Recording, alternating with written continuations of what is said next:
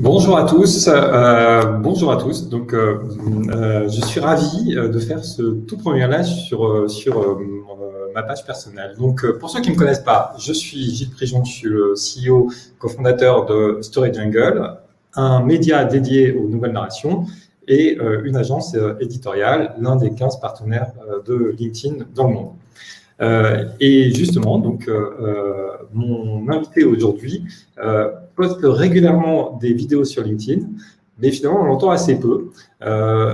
Samedi dernier, ou plutôt il y a une semaine, elle a posté une vidéo et une trentaine, quarantaine de minutes plus tard, on avait déjà plus d'une cinquantaine de commentaires spectaculaires, masterwork, intense et envoûtant, it's always a pleasure. Euh, je suis ravi d'accueillir. Voilà. Hop. Bonjour Julie. Ça doit être difficile de modérer vos commentaires sur LinkedIn. Alors, il faut savoir que je les regarde tous. Ça Oui. me prend un petit peu de temps, mais je prends le temps de tout regarder quand même. Et c'est toujours assez instructif. Voilà. Bon, alors Julie Célia Fraisse, hein, vous êtes violoncelliste. Et alors, vous allez pouvoir me corriger, je vais donner trois informations sur votre parcours. Vous avez rejoint le conservatoire à l'âge de 7 ans. Et puis 10 ans plus tard, vous avez passé le concours et été reçu au Conservatoire national supérieur de musique et de danse de Paris. Où vous passez 5 ans, et puis après le conservatoire, vous partez à New York, puis 3 ans en Belgique, toujours pour vous former au violoncelle. Vous devenez soliste à l'orchestre de la garde républicaine, puis membre de l'orchestre de l'Opéra de Paris. Donc ça, c'est quand même très classe, bravo, félicitations. Alors, on est sur LinkedIn. Hein, moi, ma première question, quand on voit vos parcours, on se dit, les mots qui nous viennent à l'esprit, c'est travail, sacrifice, talent. Comment vous avez vécu tout ce parcours pour en arriver à rejoindre l'Orchestre de l'Opéra de Paris et être soliste qui voyagez un peu partout dans le monde pour des concerts? C'est vrai que c'est un long chemin, effectivement. Alors, quand on commence, je compare toujours ça un petit peu aux sportifs, en fait, parce que pour devenir professionnel, en faire son métier, on est obligé de commencer petit, enfin, en tout cas, enfant. Et c'est vrai que quand on est enfant, on ne se rend pas compte, en fait, du temps qu'il va falloir pour réussir à maîtriser, en fait, un instrument et pouvoir vraiment en faire son métier. Donc, pour moi, le violoncelle, il a toujours été là. Il m'a accompagnée dans ma scolarité. Voilà, c'était quelque chose pour moi de normal, en fait, puisque j'ai commencé, donc, comme vous l'avez dit, à l'âge de 7 ans. Donc, je dirais que ce qui paye, je crois, en tout cas, c'est la régularité, surtout.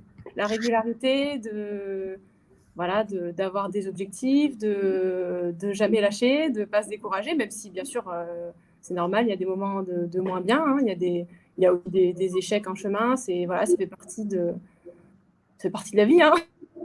Alors, juste Ouais, pour qu'on puisse se c'est rendre vrai compte que c'est un chemin un petit qui est peu, assez long et je commence seulement à regarder derrière, en fait. Voilà. ça représente quoi au quotidien, en fait, la pratique d'un instrument comme le violoncelle à ce niveau-là? Comme je disais, c'est la régularité, c'est-à-dire qu'il faut travailler en tout cas tous les jours. Moi, je trouve que c'est ce qui marche le plus tous les jours. Alors évidemment, quand j'étais étudiante, j'avais tout le temps de travailler mon violoncelle toute la journée. Maintenant, déjà, donc, j'ai mon travail à l'opéra. Alors bien sûr, quand je vais à l'opéra, je joue du violoncelle. C'est une façon de travailler aussi. Mais moi, là, je parle que du travail personnel, c'est-à-dire de l'entraînement en fait personnel, comme un sportif qui va s'entraîner, faire son jogging ou voilà.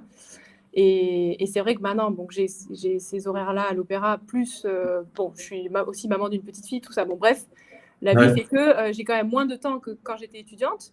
Donc, je suis plus efficace, mais j'essaie d'être toujours aussi régulière. Voilà, donc Ça représente quoi? C'est 3 heures, 4 heures, 5 heures par jour sur son instrument?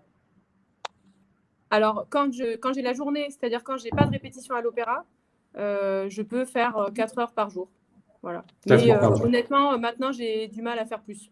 Et quand je travaille à côté, non, je peux pas faire 4 heures. Je fais 1 heure, 2 heures. Voilà. Et il y a aussi des jours où ça m'arrive de pas travailler.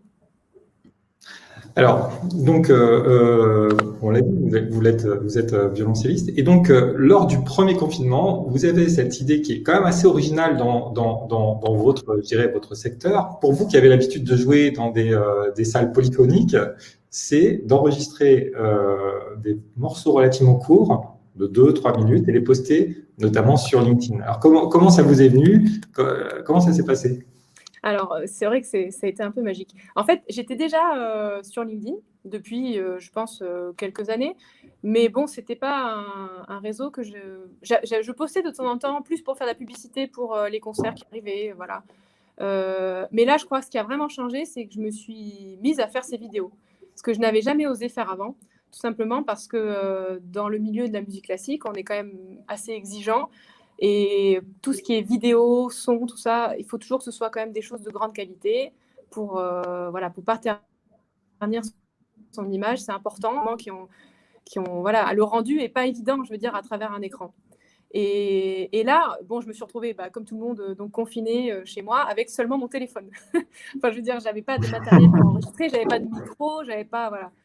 Donc, je me suis dit, tant pis, je vais le faire avec mon téléphone. Après tout, oui, alors le son sera pas incroyable, voilà, tant pis, ça va peut-être pas rendre de façon 100% fidèle le son du violoncelle, mais au moins ça donne une petite idée et peut-être des gens qui n'ont jamais vu ça vont être curieux et ça va peut-être simplement leur faire un peu aussi de bien et de distraction durant ce confinement. Donc j'ai commencé à faire ça et ça a plutôt bien pris. Donc mais j'avoue que j'étais assez surprise et ça m'a encouragée à continuer à le faire. Et même pour moi, c'est tout à fait bénéfique parce que c'est une façon de travailler. S'enregistrer, je veux dire, voilà, ça veut dire qu'il faut que je travaille un morceau, je le répète plusieurs fois. Les enregistrements, j'en fais plusieurs jusqu'à avoir une prise qui me semble le mieux possible, la plus correcte, on va dire, la plus fidèle. Et même si c'est jamais parfait. Vous faites Voilà. plusieurs reprises avant d'avoir la captation que vous souhaitez diffuser. Hein. Oui. Oui. Ouais. Déjà, au début, quand j'ai commencé à le faire, j'ai mis du temps à savoir comment positionner le téléphone, s'il fallait que je me mette près, loin. Alors, il y en a qui m'ont dit oui, c'est dommage, on ne voit pas le violoncelle en entier. Mais j'ai choisi de me mettre près comme ça, tout simplement parce que le son passe mieux avec le micro. Et quand je m'éloigne, c'est moins, voilà, c'est un peu moins beau. Bon, et alors, donc, Stanchen de Schubert, 300 000 vues, 1000 commentaires. Ça tombe bien parce que Schubert c'est un carton. Oui, alors c'est vrai que c'est bon. Quand j'ai commencé à faire les vidéos, j'ai reçu beaucoup de demandes de personnes qui me disaient mais est-ce que vous pouvez jouer ci, est-ce que vous pouvez jouer ça. Alors bon, moi, au départ, comme c'est quand même du boulot, je veux dire, je me disais bon, je vais choisir moi les morceaux qui me paraissent. Mais j'avais quand même gardé dans la tête le Stanchen puisqu'il y avait plusieurs personnes qui me l'avaient demandé et que moi j'adore Schubert.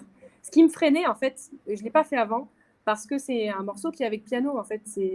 Normalement il y a un accompagnement tout ça et je me disais, ouais, quand même, c'est dommage. Mais bon, finalement, je me suis dit, allez, je le fais parce que le thème est magnifique et moi, j'adore. Et oui, effectivement, ça a bien plu.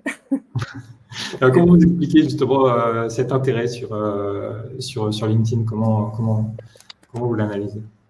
Alors, je pense que j'ai réfléchi à ça parce que c'est vrai que je ne m'attendais pas en fait et j'étais assez surprise. Je pense que ça, déjà, ça touche en fait un public qui n'a pas forcément le temps ou l'occasion d'aller écouter des concerts, mais en même temps pas que. C'est-à-dire qu'il y a tout un panel de profils différents qui est très intéressant. Il y a des gens qui connaissent déjà, il y a des gens qui n'ont jamais vu, qui n'auraient jamais fait la démarche d'aller. Et la différence, je pense, avec les autres réseaux sociaux, c'est qu'il y a aussi peu de musiciens, je pense, qui ont osé le faire sur LinkedIn. Et du coup, ça a donné un côté accessible à des personnes qui n'avaient pas l'habitude de voir ça. Ceci dit, j'ai aussi reçu des commentaires de personnes qui n'ont pas compris que ma démarche était professionnelle. Et qui ont dit, mais non, pourquoi mettre ça sur LinkedIn en pensant peut-être que c'était un hobby ou je sais pas, comme voilà, j'allais gratter Oui, la parce guitare que en fait, et c'est faire une façon un aussi truc. d'avoir des engagements. Et est-ce que d'ailleurs vous avez obtenu des engagements via LinkedIn? Absolument, absolument. J'ai eu des engagements dès la fin du confinement. Par exemple, j'ai été invitée par Nicolas Perruchot, qui est le président du conseil départemental Loire-et-Cher. Il m'a invitée dès la fin du confinement à jouer, à faire un concert pour la fête de la musique. Donc à ce moment-là, on n'avait pas encore le droit d'avoir du public. Donc c'était un concert filmé, un concert retransmis. Voilà, c'était un des premiers. Après, j'ai aussi des engagements qui sont prévus avec une association qui s'appelle Co-Create Humanity, qui est gérée par Hélène Ross. Donc voilà, j'ai 2 concerts de prévus avec eux au profit de cette association. Donc oui, j'ai déjà eu des choses. D'accord. Et alors, donc vous dites, les gens sont touchés personnellement. Comment, enfin, voilà, vous leur proposez en fait un contenu qui est vraiment très très différent du contenu qu'on a l'habitude d'avoir sur LinkedIn. C'est quoi un petit moment de grâce, une parenthèse dans ce flux un peu compliqué? Ben, c'est comme ça que c'est vrai que c'est comme ça que la plupart des gens, enfin des commentaires le décrivent. J'ai l'impression que ce qui est assez agréable, c'est que ça reste quelque chose d'assez intime. C'est-à-dire, je pense que chacun a l'impression que je m'adresse vraiment à lui. Et c'est vrai que c'est, voilà, même moi, bon, je me filme, je suis quand même de très près. Enfin, c'est mon instrument, tout ça, c'est quelque chose que je fais vraiment en essayant de, comment dire, de faire passer en tout cas quelque chose, une émotion. Et après, ça résonne différemment chez chaque personne. Chacun est touché ou pas, enfin plus ou moins, selon aussi ça dépend des répertoires. Il y en a qui préfèrent certaines musiques. Donc, mais j'essaye de faire ça en fait le plus sincèrement possible et juste de montrer quelque chose de simple et de vraiment de sincère. Voilà, de sincère. Je crois que c'est vraiment c'est ma démarche en fait. C'est pas moi, j'essaye pas de faire quelque chose de trafic. Ah, ouais. Bon, il y a des petites coupures. Donc, parler de répertoire, donc Schubert, je crois, votre préféré, je crois, hein, j'ai vu dans une interview, Tchaïkovski, Bach, le préféré de mon père, qui est organiste, mais aussi Brassens, Brel, la musique irlandaise, celtique, Johnny, Lady Oui. Gaga. Oui. On est dans le métissage. Oui, bah oui, parce que c'est une façon de montrer aussi que même en venant de la musique classique, même si c'est une musique très exigeante et tout, moi je n'écoute pas que de la musique classique. J'aime toutes sortes de musique et c'est vrai que par exemple Brassens, tout ça, c'est des musiques que j'ai écoutées depuis très longtemps, qui me parlent aussi, que je trouve très touchantes. Et donc je trouve ça intéressant de montrer aussi qu'avec un instrument ancien qui a un répertoire très classique, on peut faire beaucoup de choses, et de musiques différentes, et donc toucher différentes personnes. Alors, ben, je reviens sur Brassens, parce que j'ai regardé un petit peu comment, et la question qui vient, c'est quelle relation vous avez avec votre communauté sur LinkedIn. Vous avez posté un morceau de Brassens, je crois, ce week-end. Oui. J'ai vu dans les commentaires, vous avez un troll avec une personne qui vous dit pathétique, et vous répondez en lui postant une vidéo de Brassens. Quand on est con, on est con. Donc, pour rentrer quand même dans le jeu, là, on est pris au jeu, non? Oui, parce que comme je disais, je regarde tous les commentaires. Ouais. Et alors, j'ai pas le temps de répondre à tous les commentaires, mais c'est vrai que parce que moi, je suis OK je suis tout à fait ouverte à la critique. Hein, je veux dire, j'ai pas de problème avec ça. D'ailleurs, j'ai pas effacé ce qu'il a dit. J'aurais très bien pu supprimer son commentaire. Mais en fait, son commentaire n'était pas clair. C'est-à-dire que lui, il balance quelque chose comme ça sans argumenter. Et je l'ai pris pour moi, en fait. Je l'ai pris pour moi personnellement. Ensuite, comme des personnes ont répondu en dessous, il a répondu, je crois, en disant que c'était par rapport au texte. Et c'est vrai que d'habitude, moi, je ne mets pas de texte de chanson, quoi. Là, j'ai publié le poème d'Aragon parce que ce sont les paroles de la chanson. Mais comme je disais dans un commentaire, c'est pas du tout pour lancer un débat sur est-ce que réellement il n'y a pas d'amour. Je veux dire, pour moi, c'était pas le sujet. Il a eu lieu, visiblement, le débat. Oui, mais c'était pas, pour moi, c'était pas le sujet. Moi, je poste juste ce qui me paraît être quelque chose de beau, en fait, voilà, de la beauté. Après, on peut être d'accord, pas d'accord, ou ne pas être touché, c'est pas grave. Et heureusement, d'ailleurs, on est tous différents, mais voilà, oui, c'est vrai que bon, parce que c'était assez tentant et que même si j'ai l'air gentille comme ça, j'ai quand même mon petit caractère. Alors, donc, bon, donc, ça, la mayonnaise a clairement pris, ça a vraiment décollé. Vous avez aujourd'hui des niveaux d'engagement qui feraient envie et pâlir d'envie beaucoup de gens qui se lancent sur LinkedIn. Beaucoup d'ailleurs rouleraient des mécaniques, pour connaître un peu le marché. Qu'est-ce que vous dites justement à votre communauté? Donc, on a effectivement on a pas mal de commentaires. Donc, effectivement, on vous trouve très authentique et talentueuse. C'est Pascal qui dit ça. Vous allez continuer. Bon, en plus, on rentre dans ce deuxième confinement. C'est désormais inscrit dans votre routine de musicienne? Oui. Ah oui, absolument. J'ai essayé de continuer régulièrement. Alors, c'est vrai qu'à la rentrée, quand ça a repris, j'ai recommencé à travailler à l'opéra, tout ça, j'ai eu des petits moments de creux où j'ai posté moins régulièrement. Mais honnêtement, je m'y suis remise assez vite. Et oui, je vais continuer parce que moi, ça me fait du bien aussi, en fait. Ça me fait du bien. Pour moi, c'est enrichissant sur le plan, on va dire, artistique, parce que ça m'oblige quand même à rechercher, parce que je réfléchis beaucoup à qu'est-ce que je vais pouvoir faire comme morceau, tout ça. Ça me fait travailler aussi devant voilà, de me filmer avec le téléphone, tout ça. Et puis, je suis vraiment très encouragée par toutes ces personnes qui me suivent, qui me soutiennent, et j'ai l'impression que ça leur fait du bien et que ça leur met voilà, 1 ou 2 minutes de bonheur dans la journée. Et en fait, j'en suis très heureuse parce que je crois qu'un musicien, son métier, c'est aussi de partager des émotions, voilà, d'apporter un peu de beauté. Alors parfois, il y a des choses où ils disent oui, c'est triste, c'est vrai, des fois, la musique, elle fait aussi appel à des choses profondes, parfois dont on n'a pas forcément envie de se rappeler. Mais bon, après, c'est la vie, c'est les émotions, l'humain est comme ça. Et donc oui, je vais continuer, bien sûr, je vais continuer. Vous allez continuer les collaborations avec, on vous a vu par exemple avec le danseur Yann Antonio, Yann, oui. danseur de hip-hop, Oui.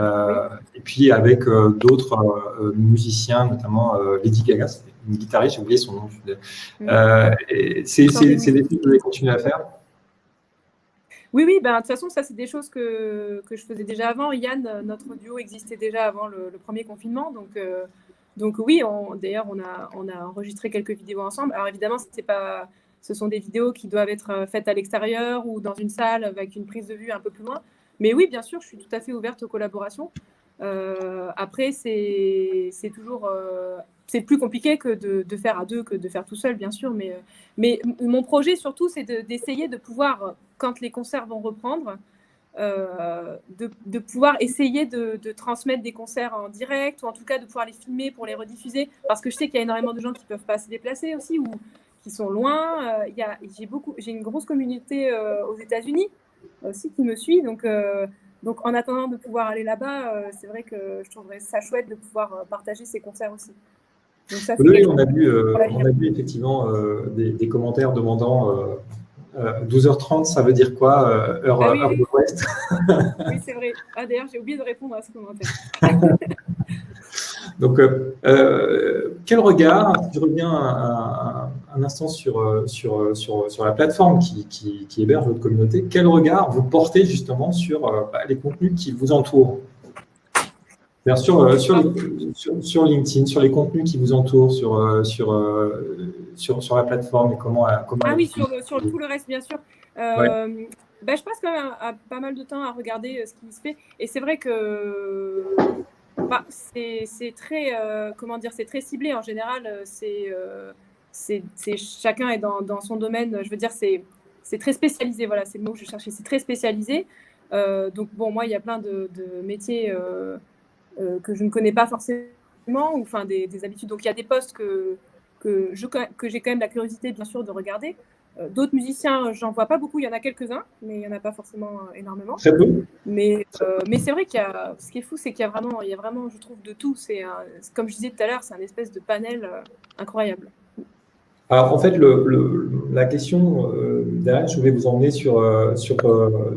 toujours sur le pourquoi, effectivement, vos contenus marche aussi bien.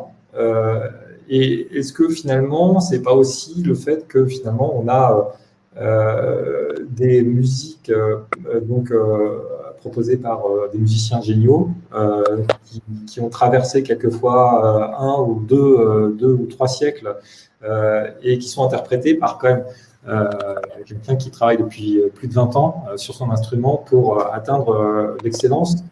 On est quand même sur un contenu qui effectivement a beaucoup d'authenticité, mais surtout a une qualité d'exigence qui est très, très différente de ce qu'on peut voir par ailleurs. Est-ce que vous ressentez un petit peu ça ou pas? C'était un peu ça ma question. Non, sur le ça, je ne m'en rends pas forcément compte, non. Parce que, c'est vrai que pour moi, c'est mon métier, évidemment, c'est comme vous dites, ça prend des années. Et c'est effectivement très, très long, ça demande d'être très exigeant, de faire quand même pas mal de recherches, tout ça. Mais non, ça, je ne m'en rends pas compte. Enfin, je ne compare pas, en tout cas, à ce niveau-là, les professions. Et je ne m'en rends pas forcément compte de ça. Mais tant mieux si les gens... Parce que c'est vrai qu'aujourd'hui, parfois, on a l'impression qu'un musicien, bon, il arrive, tac, il joue, ok, en fait, il n'a pas besoin de... Enfin, c'est facile, quoi. Mais c'est vrai, vous avez raison de le mentionner. Hein, comme je disais au tout début, pour en arriver là, ce sont des années, des années. On ne peut pas, en 2 ans, on ne devient pas un musicien professionnel. Si vous, aujourd'hui, vous décidez de vous mettre au piano ou à la guitare ou je ne sais quoi, vous allez peut-être pouvoir, même si vous travaillez des heures par jour, réussir à vous faire plaisir.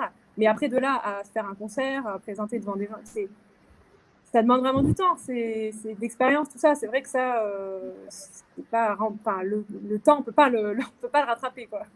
C'est sûr. Alors, parler des instruments, justement, j'avais une question, alors vraiment, ça m'intéresse beaucoup. Quelle relation on a avec son violoncelle? Alors, je m'explique. Par exemple, dans l'univers de la guitare, vous avez toujours, les guitaristes ont toujours une guitare fétiche, mais ils vont collectionner, c'est tous des collectionneurs. Il y a toujours comment ça se passe avec, vous avez plusieurs violoncelles, vous avez, c'est le même avec lequel vous jouez depuis 20 ans, J'aimerais bien avoir plusieurs violoncelles. Non, alors ce violoncelle que j'ai, je l'ai depuis à peu près 10 ans. En fait, bon, évidemment, il y a des tailles en fait, de violoncelle. Donc, quand j'étais petite, j'ai commencé avec un petit violoncelle, etc. La taille augmente. Donc, ce violoncelle, je l'ai depuis à peu près 10 ans, comme je disais. C'est un instrument que j'aime beaucoup.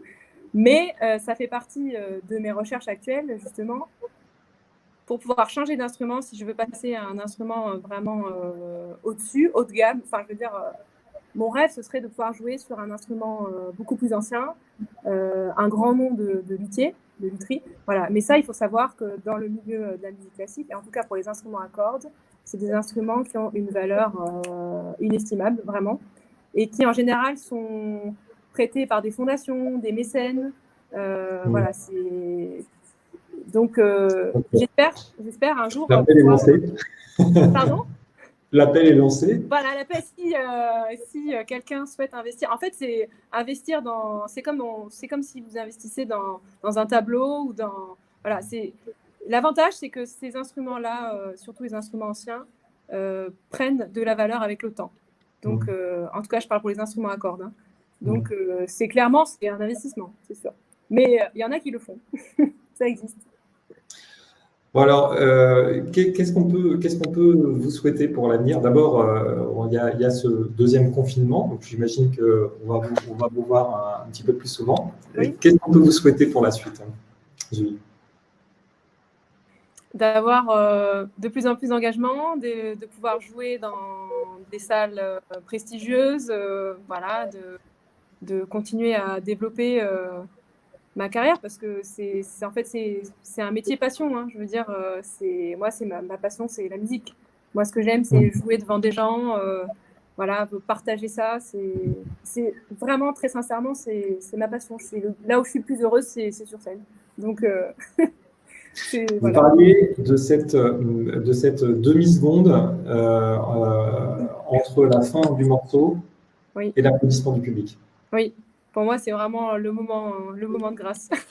J'ai l'impression, en fait, ce qui est génial avec la musique, c'est qu'on a l'impression que le temps s'étire et que le temps est élastique, en fait. Et c'est vrai que quand la musique s'arrête, c'est comme si le temps s'arrêtait avant de reprendre son cours normalement. Et c'est vrai que j'aime beaucoup ce moment. Eh bien, écoutez, Julie, on souhaite que les concerts puissent reprendre très vite. Il y a déjà des engagements pour janvier? Oui, déjà, il y a pas mal de choses qui sont reportées. Donc, oui, il y a beaucoup de choses qui étaient prévues en octobre. Il y avait pas mal de choses qui étaient prévues en octobre, en novembre. J'imagine que ça a été reporté. Voilà, il y a pas mal de choses qui ont été reportées. Pour ce qui est de l'Opéra de Paris, on continue à faire les répétitions. Donc, l'Opéra espère pouvoir retransmettre les concerts, filmer. Donc, c'est en cours de négociation. Je ne sais pas comment on peut dire ça. Je pense que ça va se faire, mais c'est vrai que ce serait une bonne solution. En tout cas, nous continuons à travailler. Donc, voilà, finger crossed pour l'avenir. Puis surtout, j'espère que tout le monde reste en bonne santé le plus possible et que nous sortons tous de cette crise avec encore plus de force. C'est ce qu'on espère. Merci beaucoup, Julie Sevilla-Fraisse. Merci infiniment. Merci beaucoup de m'avoir permis de m'exprimer ainsi. Ça m'a fait très plaisir. Eh ben, c'était avec grand plaisir. Et nous, on va se retrouver, si vous le souhaitez, l'audience vendredi à 17h. Alors, dans tout autre univers, je serai avec Arnaud Ponce et on discutera de souveraineté digitale. Arnaud Ponce, il dirige le New Deal Foundation, qui est un think tank et un do tank. Et donc, on parlera avec lui de tous les projets, les initiatives qu'ils mettent en place. Merci beaucoup, Julie. Merci à vous. Je vous souhaite une très bonne journée. Très bonne